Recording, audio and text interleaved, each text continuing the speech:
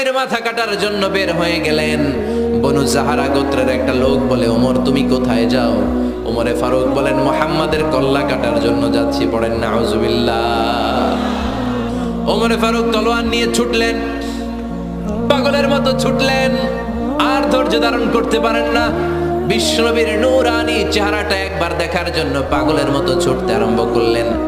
ওমরে ফারুককে দারুল আরকামের কাছে আসতে দেখে বিশ্বনবীর চাচা হামজা ইবনে আব্দুল মুত্তালিব এসে বলেন, নবী তাড়াতাড়ি দারুল আরকামের ঘর থেকে আপনি পালিয়ে অন্য কোথাও চলে যান। ওই যে ওমর ইবনে খাত্তাব নাঙ্গা তলোয়ার নিয়ে আপনার উপর আক্রমণ করার জন্য ছুটে আসছে গো নবী। বিশ্বনবী বললেন, ও আমার সাহাবারা, ও আমার চাচা হামজা, সবাই আপনারা সরে যান, ওমরে আসতে দেন, ওমরে বাধা দিয়েন না। কারণ কিছুদিন আগে তাহাজ্জুদের নামাজ পড়ে আমি আল্লাহর কাছে একটা বিশেষ দোয়া করেছি। আমার মন বলছে ওই দোয়াটা আল্লাহ কবুল করতে শুরু করেছে।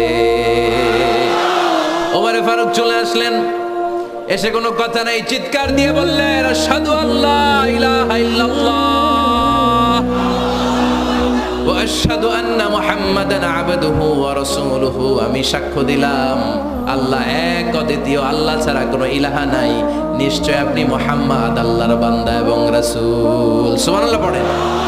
ওই শাহাদাতের জ্যোতি সাইয়েদনা ওমর ফারুকের হৃদয়টারে উজালা করে দিল।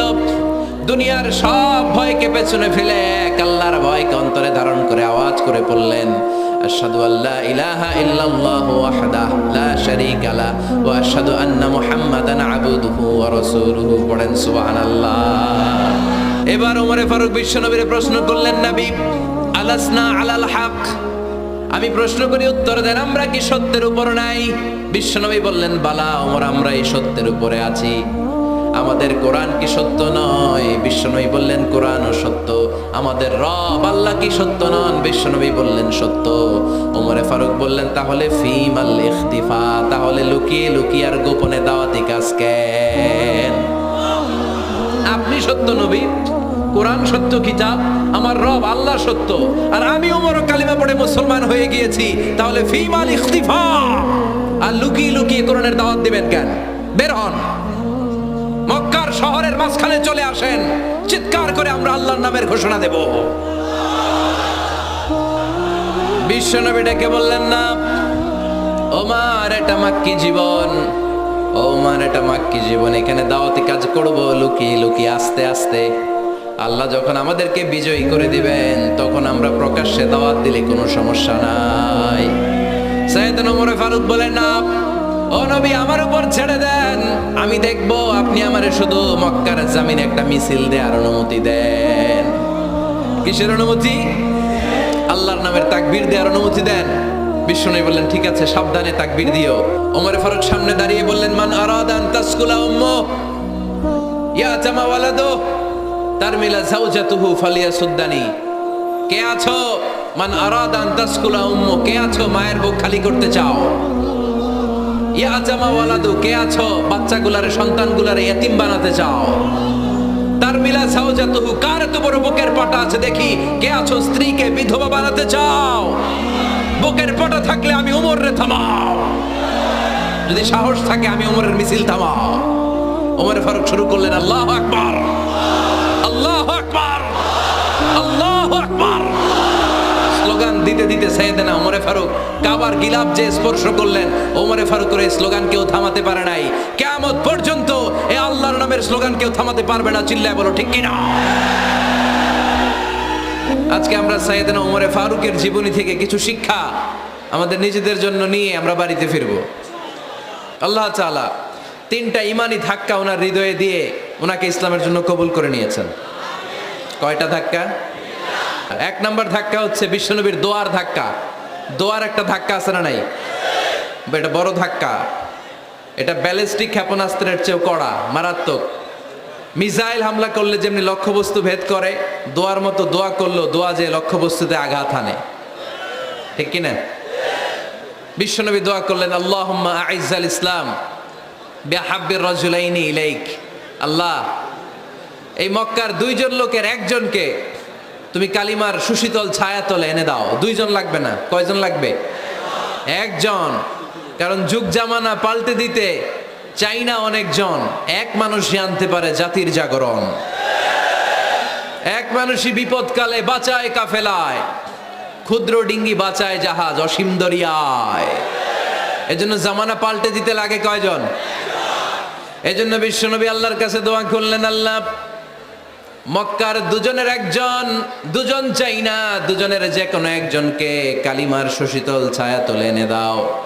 এক হলো ওমর ইবনুল খাত্তাব, হয়তো খাত্তাবের বেটা ওমরকে তুমি ইসলামের ভেতরে নিয়ে আসো, কিংবা আবি জাহাল ইবনে হিশাম, হিশামের বেটা আবু জাহেলকে তুমি মুসলমান বানায়া দাও। দুইজন চাইছেন নাকি একজন? হয় খাত্তাবের বেটা ওমর কিংবা হিশামের বেটা আবু জাহাল, দুজনের একজনকে আমার চাই। ওমরে ফারুকের জন্য দোয়াটা কবুল করে নিয়েছে কে? তাহাজ্জুদের নামাজ পড়ে বিশ্বনবী যখন দোয়া করলেন, এই দোয়া যে ওমরে ফারুকের হৃদয়ে একটা ধাক্কা মারল। সুবহানাল্লাহ পড়েন। বিশ্বনবী দোয়া করলেন, আল্লাহ হয় ওমরে ফারুককে আপনি এনে দেন, অথবা আবু জাহেলের মনটারে নরম করে দেন। ওমরে ফারুকের জন্য দোয়াটা কবুল করে নিল কে? এই দোয়ার একটা বরকত ওমরে ফারুকের হৃদয়ে ছুঁয়ে গেল। এক নাম্বার ধাক্কা। ধাক্কা সব একবারে দেওয়া যায় না, ধাক্কা একবারে দেওয়া যায়। প্রথম ধাক্কাটা গেল তিনি দোয়ার ধাক্কা। বিশ্বনবী দোয়া করলেন, ওই দোয়ায় ওমরে ফারুকের হৃদয়ে ছুঁয়ে গেল। এরপরে রব্বুল আলামিন ওমরে ফারুককে ধাক্কা মারলেন কোরআনের একটা সূরা দিয়ে। সূরাটার নাম হলো সূরাতুল হাক্কা। কি সূরা? আল হাক্কাতু মাল হাক্কা ওয়া মা আদরাকা মাল হাক্কা। সূরা হাক্কা দিয়ে আল্লাহ একটা ধাক্কা মারলেন। ওই যে দোয়া করলেন বিশ্বনবী, দোয়ার পর সাইয়েদনা ওমর ফারুকের হৃদয়ের মধ্যে উথাল পাথাল শুরু হয়ে গেল। সব সময় লুকিয়ে লুকিয়ে বিশ্বনবীরে ফলো করে। বিশ্বনবী ডানে গেলে ওমরে ফারুক ডানে যায়, বিশ্বনবী বায়ে গেলে ওমরে ফারুক বায়ে যায়। বিশ্বনবী রাত্রিবেলা নামাজ পড়লে ওমরে ফারুক পেছনে লুকিয়ে লুকিয়ে বিশ্বনবীর কোরআন শুনে। বিশ্বনবী মসজিদুল হারামের পাশে দাঁড়িয়ে রাতের এশার সালাত আদায় করছিলেন। ওই টাইমে বিশ্বনবী সূরাতুল হাক্কা তেলাওয়াত করছিলেন। কোন সূরা? সূরাতুল হাক্কা বিশ্বনবী তেলাওয়াত করেছেন। ওমরে ফারুক মন্ত্রমুগ্ধ হয়ে বিশ্বনবীর কণ্ঠের তেলাওয়াত শুনে। বিশ্বনবীর তেলাওয়াতের কণ্ঠ আমাদের কণ্ঠের মতো নাকি? বিশ্বনবীর কণ্ঠ কারি বাসাদের কণ্ঠের মতো? আহমদ বিন ইউসুফের কণ্ঠের মতো? আমার নবীর কণ্ঠের সুরের ঝংকারের সাথে পৃথিবীর কোন কারি সাহেবের তুলনা চলবে? কত মধুর, কত সুন্দর, কত অসাধারণ তেলাওয়াত করতেন আমার বিশ্বনবী। একবার তেলাওয়াত শুনলে পাগল না হয়ে কেউ থাকতে পারতো না। বিশ্বনবী ওমরে ফারুককে দেখেন নাই। ওমরে ফারুক লুকিয়ে লুকিয়ে বিশ্বনবীরে ফলো করে। বিশ্বনবী এশার সালাতে সূরা হাক্কা তেলাওয়াত করতে আরম্ভ করলেন। তেলাওয়াত করতে করতে করতে করতে বিশ্বনবী সামনের দিকে যেতে লাগলেন। বিশ্বনবীর চমৎকার কণ্ঠের তেলাওয়াত শুনে ওমরে ফারুক মুগ্ধ হতে লাগলো। ওমরে ফারুক অবাক, কিরে এত সুন্দর শব্দের গাঁথনি, এত সুন্দর বাক্য, এত সুন্দর অন্তমিল, এত সুন্দর কথা, এটা কবিতার মতো লাগে। মনে হয় মোহাম্মদ কবি হয়ে গেছে, কাব্য প্রতিভা দিয়ে নিজেই কবিতা বানাইছে। ওমরে ফারুক যখন মনে মনে ভাবলেন এগুলো মনে হয় মোহাম্মদ কবিতা পড়ে, মোহাম্মদ মনে হয় কবি হয়ে গিয়েছে। ইন দ্য মিন টাইম বিশ্বনবী তেলাওয়াত করছিলেন সূরা হাক্কা থেকে, ওয়ামা হুয়া বিকাউলি শাইরিন কলিলাম মা তুমিনুন। এই আয়াতের অর্থ হলো এটা কোনো কবির বানানো কবিতা নয়, তোমরা অল্প সংখ্যক লোকই এই কোরআনের উপরে ঈমান আনো। সুবহানাল্লাহ পড়ে। বিশ্বনবী ওমরে ফারুককে দেখছে নাকি? কথা কয় না, দেখেছে না? বিশ্বনবীর মতো তেলাওয়াত করে যাচ্ছেন। ওমর ফারুক যখন মনে করলেন কিরে এই কথাগুলো এত সুন্দর, তেলাওয়াত করছিলেন, কোইন্সিডেন্টলি দৈবাত মিলে গিয়েছে। ওই আয়াতের অর্থ ছিল এটা কোনো কবির বানানো কবিতা না, খুব অল্প সংখ্যকই তোমরা ঈমান আনো। এবার তো ওমর ফারুক আটকে উঠলেন, ঘটনা কি? আমি মনে মনে ভাবলাম মোহাম্মদ কবি, আর যেটা পড়তেছে এটা কবিতা, কিন্তু মোহাম্মদ আমার দেখেও নাই, কিন্তু বলতেছে এটা কবির বানানো কবিতা না। তাহলে মোহাম্মদ মনে হয় গণক হয়ে গেছে। কার মনে কি চলে না দেখেই বলতে পারে। নাউজুবিল্লাহ পড়বেন না? ওমর ফারুক এবার মনে মনে ভাবে মোহাম্মদ তাহলে কবি না, আগেরটা ভুল, ভুল ধারণা আমি করেছি। মোহাম্মদ কবি নয়, মোহাম্মদ হলো গণক। আওয়াজ করে পড়েন না আউযু বিল্লাহ। মুহাম্মদ মানুষের মনে কি চলে গণনা করে সব টের পেয়ে যায়, সব বুঝতে পারে। বিশ্বনবী তখন যে আয়াতটা তেলাওয়াত করছিলেন সেটা হলো ওয়ালা বিকাউলি কাহিনিন কলিলাম মা তাযাক্কারুন। বিশ্বনবী তখন যে আয়াতটা তেলাওয়াত করছিলেন এই আয়াতের অর্থ হলো এটা কোনো গণকের বানানো কথা নয়, খুব অল্প সংখ্যক লোকই তোমরা উপদেশ গ্রহণ করো। বিশ্বনবী ওমর ফারুককে দেখে না, কিন্তু মিলে যাচ্ছে। ওই আয়াতের পরের আয়াতটা ছিল এটা গণকের বানানো কোনো গণনা নয়, খুব অল্প সংখ্যকই তোমরা ঈমান আনো। এবার তো ওমর ফারুক বেহুশ, হায় হায়। প্রথমে ভাবলাম কবিতা, সে পড়ে যাচ্ছে না কবির বানানো কবিতা না। এরপর মনে মনে ভাবলাম মনে হয় গণক, সে বলে না এটা গণকের বানানো গণনা নয়। তাহলে এটা কি? এটা কি কি এটা কি পড়ে মুহাম্মদ, যার কণ্ঠের তেলাওয়াত শুনলে মানুষ পাগল হয়ে যায়। বিশ্বনবী তখন পড়তে আরম্ভ করলেন তানজিলুম মির রাব্বিল আলামিন। এর মানে হলো এটা কবিতা না, এটা গণকের বানানো গণনা না, মানুষের বানানো কিচ্ছু না, এটা গোটা বিশ্বের রব আল্লাহ পাকের বাণী। সুবহানাল্লাহ পড়েন। এই 2 নাম্বার ডোজ পড়লো। প্রথম ডোজ পড়ছে দোয়ার ডোজ। প্রথম ডোজ কিসের? দোয়ার। 2 নাম্বার সূরা হাক্কা দিয়ে আল্লাহ দিলেন এক ধাক্কা। এই সূরা হাক্কার ওই ঘটনার পরে ওমরে ফারুক তো পাগল পড়া। কি ঘটে গেল আমার সাথে ওই দিন? আমি মনে মনে যা ভাবি সব মোহাম্মদ বুঝে। আল্লাহ 2 নাম্বার ডোজ দিলেন সূরা হাক্কা দিয়ে এক ধাক্কা। সুবহানাল্লাহ পড়েন। এরপরে ওমরে ফারুক প্রায় বিশ্বনবীর কথা ভাবেন, বিশ্বনবী কোথায় যান লুকিয়ে লুকিয়ে দেখেন। এবার রব্বুল আলামিন ভাবলেন এবার সূরা তাহা দিয়ে আমি 3 নাম্বার ডোজ দিয়ে দিব। পড়েন সুবহানাল্লাহ। এবার 3 নাম্বার ডোজ পাবেন, কিন্তু শয়তান ওয়াসওয়াসা দিচ্ছে, ওমরে ফারুক যাও, মক্কায় ঘোষণা হয়েছে মুহাম্মদের কল্লা এনে দিতে পারলে এত এত স্বর্ণ মুদ্রা। শয়তানের ওয়াসওয়াসায় আবার ভুল পথে হাঁটতে লাগলেন সাইয়েদনা ওমর। নাঙ্গা তরবার নিয়ে বিশ্বনবীর মাথা কাটার জন্য বের হয়ে গেলেন। বনু জাহারা গোত্রের একটা লোক বলে ওমর তুমি কোথায় যাও? ওমরে ফারুক বলেন মুহাম্মাদের কল্লা কাটার জন্য যাচ্ছি। পড়েন নাউজুবিল্লাহ। আবু জাহারা গোত্রের লোক বলে তুমি মুহাম্মাদের কল্লা কাটতে যাও? আরে তোমার বোন ফাতেমা বিনতে খাত্তাব আর তোমার বোনের জামাই সাঈদ, এরা তো 2 জন কালিমা পড়ে মুসলমান হয়ে গেছে। আরে মুহাম্মাদের কল্লা পরে কেটো, আগে ঘর সামলাও। যে ওমর আগে ঘর সামলাও, পরে তুমি মুহাম্মাদের কল্লা কাটতে যাও। ওমরে ফারুক রেগে গেলেন, রাস্তা ঘুরিয়ে বাড়ির দিকে চলতে আরম্ভ করলেন। রাগে তিনি গড়গড় করছেন। ওমরে ফারুকের বোন ফাতেমা বিনতে খাত্তাব, বোনের জামাই সাঈদ, তাদের 2 জনকে খাব্বাব রাদিয়াল্লাহু তাআলা আনহু সূরা তাহা ঘরের ভিতরে তেলাওয়াত করে শোনাচ্ছিল। পড়েন সুবহানাল্লাহ। সূরা তাহা দিয়ে আল্লাহ একটু পরে ধাক্কা মারবে আরেকটা। ওমরে ফারুক যখন আসলেন, ওমরে ফারুকের আওয়াজ শুনে খাব্বাব রাদিয়াল্লাহু তাআলা আনহু লুকিয়ে গেলেন। ওমরে ফারুক দরজার মধ্যে কড়া নাড়লেন। বোন বলে কে তুমি? সাইয়েদনা ওমর বললেন আমি ওমর। খুলে দেওয়া হলো। ঘরের ভেতরে ঢুকেই কথা নাই বার্তা নাই, নিজের আপন বোনকে মারতে শুরু করলো ওমর। বোন জামাইকে আঘাত করতে শুরু করলো। মারতে মারতে নিজের কলিজার টুকরা বোনকে, বোনের জামাইকে সাইয়েদনা ওমরে ফারুক পিটাতে পিটাতে রক্তাক্ত করে ফেললেন। গা দিয়ে ফিনকি বের হয়ে যখন রক্ত বের হয়, সাইয়েদনা ওমরে ফারুকের দিলের মধ্যে মায়া তৈরি হয়ে যায়। সাইয়েদনা ওমরে ফারুক বললেন আমার কলিজার টুকরা বোন আর বোন জামাই, তোরা কেন মুহাম্মাদের কথায় পাগল হলি? বুঝলাম না কেন মক্কার লোকগুলো পাগল পড়া হয়ে সব মুহাম্মাদের দলে চলে যায়। কি এমন কথা মুহাম্মদ তোদের শোনায়, কি এমন বাণী তোদের শোনায় যে বাণী শুনে সব তোরা মুহাম্মাদের দলে চলে গেলি? কি আছে মুহাম্মাদের কাছে? কি কি জাদুটা? কি জাদু পেলি সেখানে? আমার একটু দেখা। বোন ফাতেমা বলে না ভাই, ইন্নাকা রিজিস, তুমি নাপাক। লা ইয়ামাসসুহু ইল্লাল মুতাহহারুন, পাক পবিত্র না হয়ে আল্লাহর এই কালামে স্পর্শ করা যায় নাকি? আওয়াজ করে বলেন স্পর্শ করা যায়? ভাই তুমি গোসল করে আসো, তাহলে তোমার হাতে তুলে দিব, তুমি পড়লেই বুঝতে পারবা কি আছে আল্লাহর এই কোরআনে। সুবহানাল্লাহ পড়েন। সাইয়েদনা ওমর ফারুক গোসল করে আসলেন। বোন এবার সূরা তাহা চামড়ার মধ্যে সূরাতু তাহার কিছু অংশ লিখে খাব্বাব রাদিয়াল্লাহু তাআলা আনহু লুকিয়েছিলেন। ওনার হাত থেকে সূরা তাহার অংশটা নিয়ে সাইয়েদনা ওমর ফারুকের বোন ওমর ফারুকের হাতে দিয়ে বলল ভাই তুমি আসার আগে এই অংশটা সবাই মিলে তেলাওয়াত করছিলাম। ওমরে ফারুকের হৃদয়টা তখন একেবারে নরম, কারণ আগে ধাক্কা খাইছে কয়টা, এবার দিবে সূরা তহার ধাক্কা।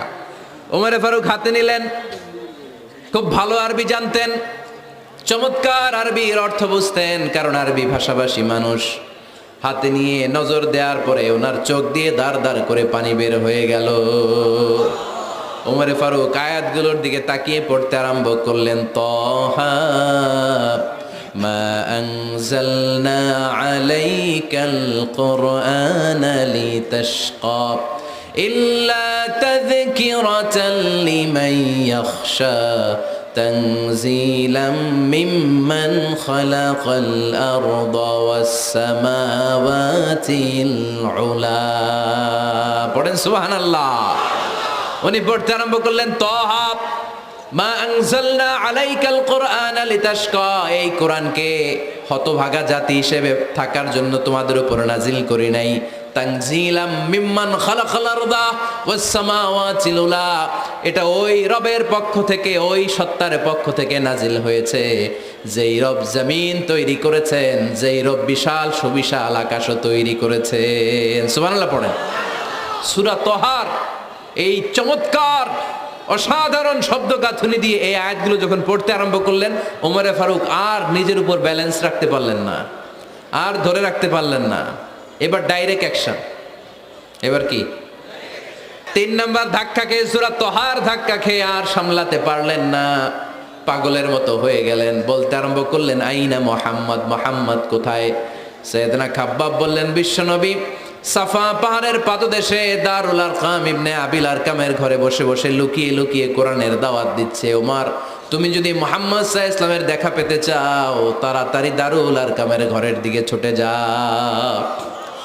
ওমরে ফারুক তলোয়ার নিয়ে ছুটলেন, পাগলের মতো ছুটলেন, আর ধৈর্য ধারণ করতে পারেন না।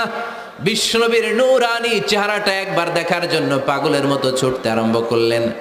ওমরে ফারুককে দারুল আরকামের কাছে আসতে দেখে বিশ্বনবীর চাচা হামজা ইবনে আব্দুল মুত্তালিব এসে বলেন, নবী তাড়াতাড়ি দারুল আরকামের ঘর থেকে আপনি পালিয়ে অন্য কোথাও চলে যান। ওই যে ওমর ইবনে খাত্তাব নাঙ্গা তলোয়ার নিয়ে আপনার উপর আক্রমণ করার জন্য ছুটে আসছে গো নবী। বিশ্বনবী বললেন, ও আমার সাহাবারা, ও আমার চাচা হামজা, সবাই আপনারা সরে যান, ওমর রে আসতে দেন, ওমর রে বাধা দিয়েন না। কারণ কিছুদিন আগে তাহাজ্জুদের নামাজ পড়ে আমি আল্লাহর কাছে একটা বিশেষ দোয়া করেছি, আমার মন বলছে ওই দোয়াটা আল্লাহ কবুল করতে শুরু করেছে।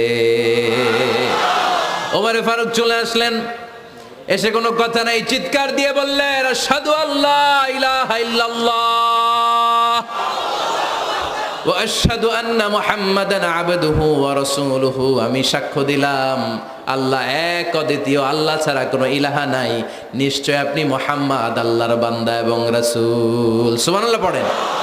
এই কালমা শাহাদাতের ভেতরে আল্লাহর কথা, আমার নবীর কথা ঢুকিয়ে দিয়েছে কে?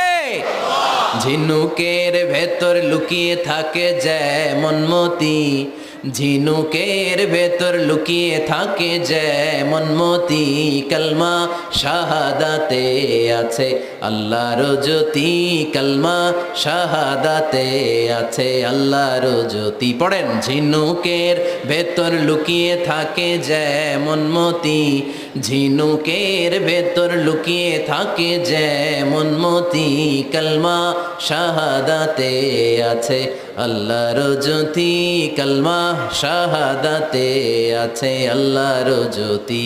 পড়েন আল্লাহু আকবার। ওই শাহাদাতের জ্যোতি সাইয়েদনা ওমর ফারুকের হৃদয়টারে উজালা করে দিল। দুনিয়ার সব ভয়কে পেছনে ফেলে এক আল্লাহর ভয়কে অন্তরে ধারণ করে আওয়াজ করে পড়লেন, আশহাদু আল্লা ইলাহা ইল্লাল্লাহু ওয়াহদাহু লা শারীকা লাহু ওয়া আশহাদু আন্না মুহাম্মাদান আবদুহু ওয়া রাসূলুহু। পড়েন সুবহানাল্লাহ। 3টা ধাক্কা। প্রথম ধাক্কাটা দোয়া, দ্বিতীয় ধাক্কা হাক্কা, তৃতীয় ধাক্কা সূরা তহা। 3টা ধাক্কার মাধ্যমে সাইয়েদনা ওমরে ফারুককে মুসলমানদের লিডার বানায় দিল কে? ওমর ফারুক কালিমা পড়ে মুসলমান হয়ে গেছে।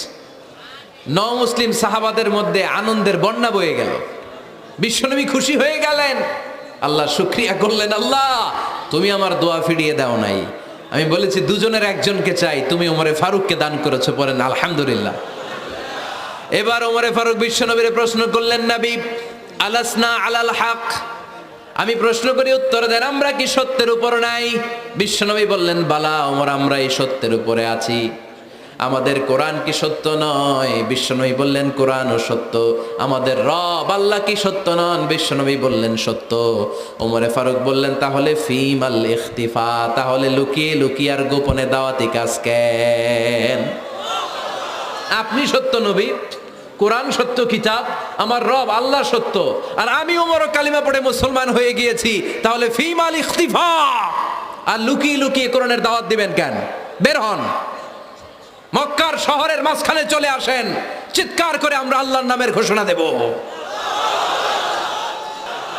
বিশ্বনবী ডেকে বললেন, না ওমর, এটা মাক্কি জীবন, ওমর এটা মাক্কি জীবন, এখানে দাওয়াতি কাজ করব লুকিয়ে লুকিয়ে, আস্তে আস্তে। আল্লাহ যখন আমাদেরকে বিজয়ী করে দিবেন, তখন আমরা প্রকাশ্যে দাওয়াত দিলে কোনো সমস্যা নাই। সাইয়েদনা ওমর ফারুক বলেন, না ও নবী, আমার উপর ছেড়ে দেন, আমি দেখব আপনি আমারে শুধু মক্কার জামিনে একটা মিছিল দেওয়ার অনুমতি দেন। কিসের অনুমতি? আল্লাহর নামের তাকবীর দেওয়ার অনুমতি দেন। বিশ্বনবী বললেন, ঠিক আছে, সাবধানে তাকবীর দিও। ওমরে ফারুক তাকবীর দেওয়ার জন্য লোক খুঁজতে আরম্ভ করলেন। মুসলিম 11 জন সাহাবাকে খুঁজে পেলেন। কয়জন? ওমরে ফারুক বললেন, 11 জনই চলবে। 11 জনকে 2 লাইন করলেন। কয় লাইন? পিছনে 6 জন, সামনে 5 জন। পিছনের লাইনের নেতা বানিয়ে দিলেন বিশ্বনবীর চাচা হামজা ইবনে আব্দুল মুত্তালিবকে। প্রথম লাইনের 5 জনের নেতৃত্ব দিতে আরম্ভ করলেন সাইয়েদনা ওমরে ফারুক নিজেই।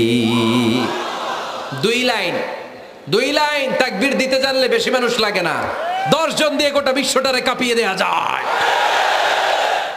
11 জন, 6 আর 5। ওমর ফারুক সামনে দাঁড়ালেন। ওমরে ফারুক সামনে দাঁড়িয়ে এবার আল্লাহর নামের স্লোগান দিবেন। ওমরে ফারুক বললেন, আমরা খুব লম্বা চূড়া স্লোগান দিব না, খুব ছোট্ট, দারুল আরকামের ঘর থেকে কাবা ঘর পর্যন্ত, বাইতুল্লাহ পর্যন্ত, এতটুকু জায়গা আমরা তাকবীর দিতে দিতে সামনের দিকে এগোবো, পৃথিবীর কোনো শক্তি আমাদেরকে থামায় দিতে পারবে না।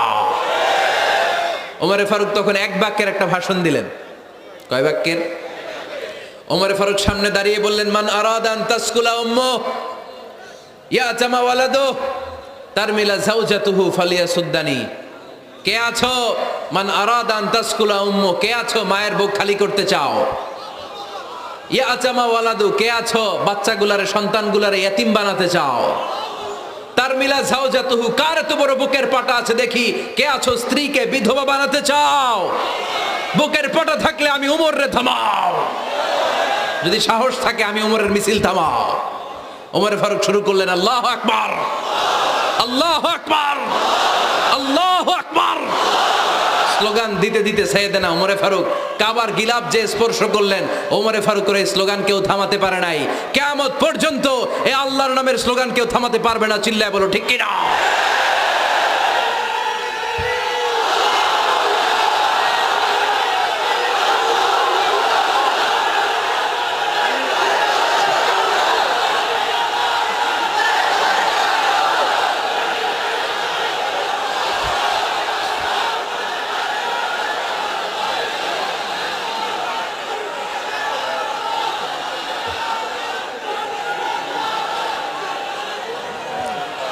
ওমরে ফারুকের স্লোগান সেদিন মক্কায় কেউ থামাইতে পারছিল? আওয়াজ করে বলতে পারছিল? এখনো আল্লাহর নামের স্লোগান কেউ থামাই দিতে পারবে? কিয়ামত পর্যন্ত আমার রবের স্লোগান কেউ থামাতে পারবে? পারবে না।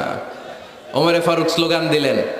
আবু জাহেল, উতবা, শাইবা, ওয়ালিদ ইবনে মুগীরা আল্লাহু আকবার ধ্বনি শুনে বাইরে আসছে। কিরে, এত বড় স্লোগান, আমাদের কাছ থেকে পারমিশন নেয় নাই, অনুমতি নেয় নাই। অনুমতি নেওয়া ছাড়াই স্লোগান শুরু। বের হয়ে দেখে মিছিলের সামনে ওমর।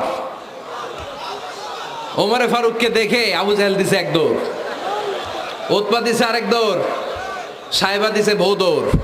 সুবহানাল্লাহ পড়বেন না? এজন্য ওমর বেশি লাগে না, ওমর লাগে 1 জন। চিল্লায় বলতে হবে, ওমরে ফারুক লাগে কয়জন? 1 জন। ওমরই গোটা বিশ্বের চেহারা পাল্টে দিতে সক্ষম। চিল্লায় বলেন ঠিক কিনা? গোটা বিশ্বে মুসলমানদের আছে করুণ অবস্থা। আমাদের কোনো সেন্ট্রাল লিডারশিপ নাই। আমাদের মুসলিম দেশগুলোরে এক করে রাখবে, ভাইয়ের মতো রাখবে, আমাদের স্বার্থ নিয়ে কথা বলবে, এরকম নেতা আমাদের নাই, ঠিক কিনা? আমরা সেই ওমরে ফারুকের অপেক্ষায়, আমরা সেই ইমাম আল মাহাদির অপেক্ষায়, যার একটা হুঙ্কারের আহ্বানে গোটা বিশ্বের সব মুসলমান এক প্ল্যাটফর্মে চলে আসবে। ওইরকম নেতা একজন লাগবে। কয়জন? গোটা মুসলিম উম্মাকে একত্রিত করার জন্য একজন উমরে যথেষ্ট, ঠিক কিনা? আবার বিশ্বনবী বলছেন, লা নাবিয়্যা বা'দি ওয়ালা রাসূলা, আমার পরে কোনো নবী নাই, আমার পরে কোনো রাসূল নাই। তবে লাউ কানা বা'দি নাবিয়্যুন লাকানা উমর, আমি নবীর পরে যদি নবী হওয়ার যোগ্যতা কারো থাকে, আমার ওমরের মধ্যে সেই যোগ্যতা আল্লাহ দিয়েছে। প্রভু তুমি বলেছ রাসূল দেবে না, বলনি দেবে না ওমর, বলনি দেবে না হামজা তারিক, খালিদ বিজয় সমর। প্রভু তুমি বলেছ রাসূল দেবে না, বলনি দেবে না ওমর, বলনি দেবে না হামজা তারিক, খালিদ বিজয় সমর। প্রভু তুমি বলেছ রাসূল দেবে না। আল্লাহু আকবার। একটা ওমর দরকার। কয়জন দরকার? কয়জন দরকার? এই পুরা উম্মাহ, মুসলিম উম্মার মধ্যে ওনার পজিশন নাম্বার 3। ওমর ফারুকের পজিশন নাম্বার 1 নম্বর পজিশন বিশ্বনবীর সাল্লাল্লাহু আলাইহি ওয়াসাল্লাম। দ্বিতীয় পজিশন আবু বকর। আর 3 নম্বর পজিশন, সুবহানাল্লাহ পড়বেন না? আশরাতুল মুবাশশিরিনা বিল জান্নাহ, জান্নাতের সুসংবাদ প্রাপ্ত অনেক সাহাবার কথা হাদিসে পাওয়া যায়, কিন্তু এক হাদিসে আল্লাহ রাসূল সাল্লাল্লাহু আলাইহি ওয়াসাল্লাম 10 জন সাহাবীর কথা বলেছেন। ওই 10 জনের ভেতরে সাইয়েদনা ওমর ফারুক আছে না নাই? আবার ওমর ফারুক ছিলেন বিশ্বনবীর শ্বশুর। সাইয়েদনা ওমর ফারুকের কন্যা হাফসা রাদিয়াল্লাহু তাআলা আনহাকে বিশ্বনবী বিয়ে করে ওমর ফারুকের জামাই হয়েছেন, আর ওমর ফারুককে বিশ্বনবী শ্বশুর বানিয়েছেন। সুবহানাল্লাহ পড়েন। আগে জানতেন এটা? ওমর ফারুক রাদিয়াল্লাহু তাআলা আনহু যে বিশ্বনবীর শ্বশুর ছিল, এটা আজকে প্রথম জানলেন। কে কে দেখি? দেখছেন? অনেকেই জানে না। মাশাআল্লাহ, হাত নামান, আমরা জেনে নিব, জানতে কোনো সমস্যা নাই। 4 জন খলিফার 2 জন হচ্ছে বিশ্বনবীর মেয়ের জামাই, বাকি 2 জন হচ্ছে বিশ্বনবীর শ্বশুর। সাইয়েদনা উসমান রাদিয়াল্লাহু তাআলা আনহুর কাছে বিশ্বনবী সাল্লাল্লাহু আলাইহি ওয়াসাল্লাম 2 কন্যাকে বিয়ে দিয়েছেন। বিশ্বনবী সাল্লাল্লাহু আলাইহি ওয়াসাল্লামের মোট কন্যা 4 জন। কয়জন? বড় মেয়ের নাম যায়েনব রাদিয়াল্লাহু তাআলা আনহা, ওনার স্বামীর নাম ছিল আবুল আস ইবনে রাবি'। তারপরের মেয়ের নাম হচ্ছে উম্মে কুলসুম, ওনাকে বিয়ে দিয়েছিলেন বিশ্বনবী সাইয়েদনা ওসমান রাদিয়াল্লাহু তাআলা আনহুর সাথে। উম্মে কুলসুম রাদিয়াল্লাহু তাআলা আনহার ইন্তেকালের পরে আরেক মেয়ে রুকাইয়াকে বিশ্বনবী সাইয়েদনা ওসমানের কাছে আবার বিয়ে দিয়ে দিলেন। সুবহানাল্লাহ পড়েন। আর সবচেয়ে ছোট্ট কন্যা ফাতেমা রাদিয়াল্লাহু তাআলা আনহাকে বিয়ে দিয়ে দিলেন নিজের চাচাতো ভাই সাইয়েদনা আলী রাদিয়াল্লাহু তাআলা আনহুর সাথে। তার মানে সাইয়েদনা ওসমান আর সাইয়েদনা আলী ছিল বিশ্বনবীর মেয়ের জামাই, ঠিক কিনা? আর সাইয়েদনা আবু বকর রাদিয়াল্লাহু তাআলা আনহুর কন্যা আয়েশা রাদিয়াল্লাহু তাআলা আনহাকে বিশ্বনবী বিয়ে করে আবু বকর রাদিয়াল্লাহু তাআলা আনহুকে বানালেন শ্বশুর। আর ওমরে ফারুকের কন্যা হাফসা রাদিয়াল্লাহু তাআলা আনহাকে বিয়ে করে ওমরে ফারুককেও বানালেন শ্বশুর। তাহলে 4 খলিফার 2 জন জামাই। 2 জন? আওয়াজ করে বলতে হবে, 4 খলিফার 2 জন, বাকি 2 জন। কোন ব্যক্তিকে যদি আল্লাহ তাআলা জ্ঞান দেয়, আবার যদি তাকওয়ার গুণ দেয়, জ্ঞানও আছে আবার আল্লাহর ভয়ও আছে, এই লোকের কেউ থামায় রাখতে পারবে না। এরা কেউ থামায় রাখতে পারে না, সে গোটা বিশ্ব জয় করবে। সাইয়েদনা ওমরে ফারুককে আল্লাহ তাআলা জ্ঞানও দিয়েছেন, আবার তাকওয়াও দিয়েছেন। সুবহানাল্লাহ পড়েন। বিশ্বনবী সাল্লাল্লাহু আলাইহি ওয়াসাল্লাম স্বপ্ন দেখলেন, বিশ্বনবী দুধ খাচ্ছেন, আঙ্গুলের ভেতর দিয়ে ফাঁক দিয়ে দুধ বের হয়, বিশ্বনবী দুধ খাচ্ছেন। খেতে খেতে একটু দুধ আঙ্গুলে লেগে আছে, এই আঙ্গুলটা কারো মুখে না দিয়ে বিশ্বনবী সাল্লাল্লাহু আলাইহি ওয়াসাল্লাম ওমরে ফারুকের মুখের ভিতরে ঢুকাই দিলেন। অতিরিক্ত দুধটা ওমরে ফারুক খেলেন। সাহাবারা বললেন, মাযা ওয়ালতা বিহি ইয়া রাসূলুল্লাহ, হে আল্লাহর রাসূল, এই স্বপ্ন দিয়ে কি বুঝালেন? বুঝলাম না। বিশ্বনবী সাল্লাল্লাহু আলাইহি ওয়াসাল্লাম বললেন, আউয়ালতু বিহি আল ইলম, এটা দিয়ে আমি জ্ঞান বুঝিয়েছি, কারণ অতিরিক্ত দুধের অংশটা আমি কাউরে না দিয়ে ওমরকে দিয়েছি, তার মানে ওমরের জ্ঞানের কোনো তুলনা হয় না। এজন্য স্বপ্নে যদি কেউ দেখেন আপনি দুধ পান করছেন, এটা প্রমাণ করে আল্লাহ তাআলা আপনাকে দ্বীনের জ্ঞান দান করবে। আবার বিশ্বনবী সাল্লাল্লাহু আলাইহি ওয়াসাল্লাম আবার আর এক রাতে স্বপ্ন দেখলেন, সাহাবারা লাইন ধরে বিশ্বনবীর সামনে দাঁড়ানো। কোন সাহাবার জামা নাভি পর্যন্ত, কোন সাহাবার জামা হাঁটু পর্যন্ত, কোন সাহাবার জামা টাকনু পর্যন্ত, কোন সাহাবার জামা আরো ছোট, কিন্তু ওমরে ফারুকের জামা বিশ্বনবী দেখলেন এত বড়, টেনে হিচড়ে হিচড়ে বিশ্বনবীর সাথে চলছে। সুবহানাল্লাহ পড়বেন না? সাহাবারা বললেন মা যাওয়ালতা বিহি ইয়া রাসূলুল্লাহ, হে আল্লাহর রাসূল, এটা দিয়ে আপনি কি বুঝাতে চাইলেন? বিশ্বনবী বললেন আউয়ালতু বিহি আত-তাকওয়া, এটা দ্বারা আমি দিনদারি বোঝালাম, তাকওয়া বোঝালাম। সুবহানাল্লাহ পড়েন। বিশ্বনবী দেখলেন কোন সাহাবার জামা এতটুকু, কোন সাহাবার জামা এত লম্বা, কোন সাহাবার জামা পা পর্যন্ত লম্বা। আর সাইয়েদনা ওমর ফারুককে দেখলেন ওনার জামা এত লম্বা, ওমর ফারুক টেনে হিচড়ে জামা নিয়ে চলতেছে। বিশ্বনবী বুঝাতে চাইলেন ওমরের যেহেতু জামা লম্বা, ওমরের ভেতরে আল্লাহর ভয়, দিনদারিও খুব বেশি। চিল্লায় বলেন ঠিক কি না? জ্ঞানও দিয়েছেন, আবার দিনদারিও দিয়েছেন। এই দুইটা জিনিস যদি থাকে, এই পৃথিবীতে তাকে সফল রাষ্ট্রনায়ক বানায় দেয় কে? আবার এই পৃথিবীর বুকে যত নারীরা জান্নাতে যাবে, সব নারীদের সর্দারিনী হবে সাইয়্যিদাতুনা ফাতিমা রাদিয়াল্লাহু তাআলা আনহা। এই দুনিয়াতে যত যুবকরা জান্নাতে যাবে, তাদের সর্দার হবে সাইয়েদনা হাসান আর হুসাইন রাদিয়াল্লাহু তাআলা আনহুমা। আর এই দুনিয়ার বুকে যত বয়স্ক মানুষেরা জান্নাতে ঢুকবে, তাদের নেতৃত্ব দিবেন সাইয়েদনা আবু বকর আর সাইয়েদনা ওমর। আর নারীরা যারা জান্নাতে প্রবেশ করবে, এই নারীদের নেতৃত্ব দিবে বিশ্বনবীর কলিজার টুকরা নয়নের পুটুলি সাইয়্যিদাতুনা ফাতিমা রাদিয়াল্লাহু তাআলা আনহা। সুবহানাল্লাহ পড়বেন না? ওমরে ফারুক, the super hero of Muslim উম্মাহ। আমরা কাদেরকে সুপার হিরো বানায় রাখছি আমরা জানি না। এই নায়ক নায়িকা, গায়ক গায়িকা, মডেলরা, চোখ ধাঁধানো গ্ল্যামার নিয়ে যারা চলে, এরা আমাদের মডেল নয়। আমাদের মডেল সাইয়েদনা ওমরে ফারুক। ঠিক কিনা? ঠিক কিনা? ওমরে ফারুক মসজিদে নববীর খতিব খুতবা দিচ্ছেন। খুতবার মাঝখানে হঠাৎ চিৎকার মেরে বললেন ইয়া সারিয়াত ইবনে জানিমিল জাবাল,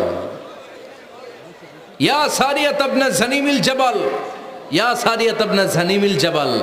মানে এই সারিয়া, এইদিকে না, জাবাল পাহাড়ের দিকে, জাবাল জাবাল, গো টু দা মাউন্টেন, পাহাড়ের দিকে যাও। এই কথা বলে আবার থেমে খুতবা দেওয়া শুরু করলেন। সাহাবারা আগা মাথা কিছুই খুঁজে পেল না। আগের কথার সাথেও মিল নাই, পরের কথার সাথেও মিল নাই। জুমার নামাজ শেষ। সাহাবারা বললেন আমির আল মুমিনিন, খলিফাতুল মুসলিমিন ওমরে ফারুক জুমার খুতবা দেওয়ার সময় হঠাৎ চিৎকার মেরে বললেন ইয়া সারিয়াত ইবনে জানিমিল জাবাল। আপনার এই বাক্যের সাথে আপনার খুতবার আগের কথার কোনো মিল পেলাম না, পরের কথারও কোনো মিল পেলাম না।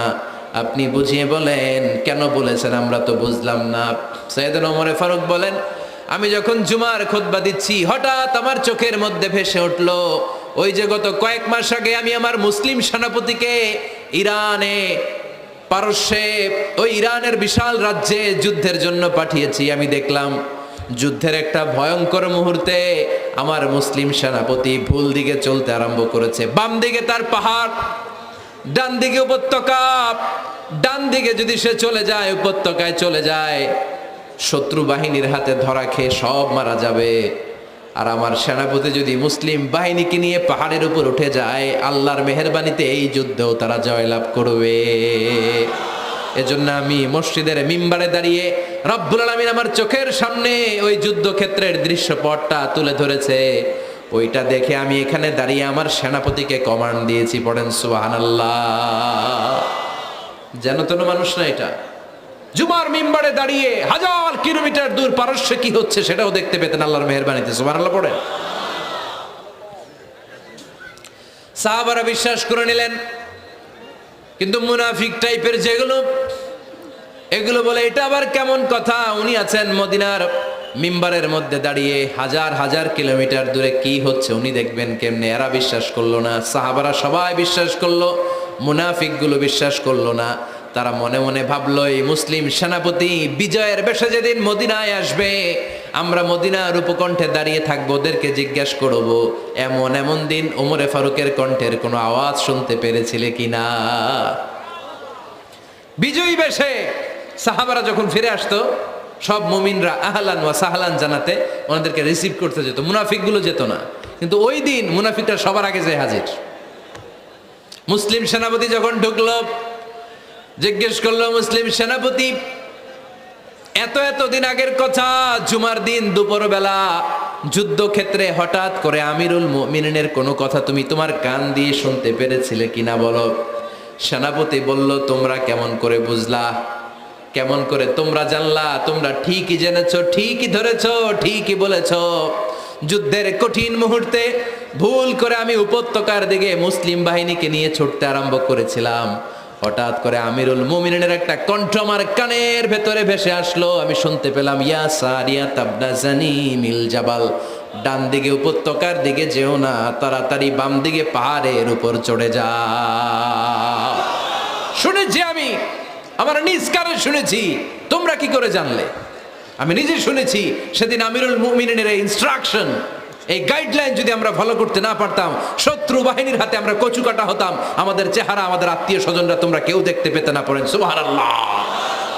This is our super hero. এভাবে গাইডলাইন দিয়েছেন উম্মাকে, এভাবে ইনস্ট্রাকশন দিয়েছেন। মুসলিম ইতিহাসে প্রথম চিফ জাস্টিস আবু বকর রাদিয়াল্লাহু তাআলা আনহু যখন খলিফা, চিফ জাস্টিস বানাই দিয়েছেন ওমরে ফারুককে। সর্বপ্রথম কোরআন সংকলনের পরামর্শ দিয়েছেন সাইয়েদনা ওমরে ফারুক। এই যে কোরআন 114 সূরা 30 পারা, আগে কি এরকম ছিল? কথা কন না কেন? আগে গাছের পাতায় লেখা ছিল, পশুর চামড়ায় লেখা ছিল, ওটের হাড্ডির মধ্যে লেখা ছিল কোরআন। এভাবে যখন হাফেজে কোরআন সাহাবারা শহীদ হতে আরম্ভ করলো, এক যুদ্ধে টানা 70 জন হাফেজে কোরআন সাহাবা নিহত হলেন, শহীদ হলেন। ওমরে ফারুক তখন আবু বকর রাদিয়াল্লাহু তাআলা আনহুর কাছে যেয়ে বলেন, আবু বকর, আপনি কোরআন জমা করেন, সব কোরআনের কপিগুলো একসাথে করে এরকম একটা কোরআন করেন। আবু বকর বললেন, না, আমার নবী যেটা করেন আমি এটা করতে পারি না।